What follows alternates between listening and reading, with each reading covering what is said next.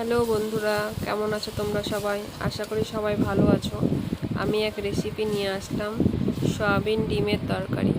প্রথমে সয়াবিন আর ডিম সেদ্ধ করে নেবে, তারপরে সেদ্ধ করা ডিম আর ডুমো ডুমো করে আলু কাটা সেটা ভেজে নেবে। তারপরে তাতে মশলা পড়বে, আদা রসুন পেঁয়াজ টমেটো পেস্ট, জিরে গুঁড়ো ধনে গুঁড়ো হলুদ গুঁড়ো লঙ্কা গুঁড়ো। ভালো করে কষিয়ে নিতে হবে মশলা কষিয়ে তাতে সয়াবিন ডিম ভাজা আলু ভাজাটা দিয়ে ভালো করে কষাতে হবে। কষিয়ে তাতে জল ঢেলে দেবে। জল ঢালার পর স্বাদ মতো নুন দিয়ে সেটা ফুটতে দিতে হবে। একটু গ্রেভি টাইপ হয়ে আসলে তাতে গরম মশলা দিয়ে নামিয়ে দেবে। এটা ভাতের সাথেও খুব ভালো লাগে খেতে এবং রুটির সাথেও খুব ভালো লাগে। ভিডিওটা ফলো করবে, কেমন লাগলো জানিও, কমেন্টস করো। ভালো লাগলে লাইক কমেন্ট শেয়ার করো। নমস্কার।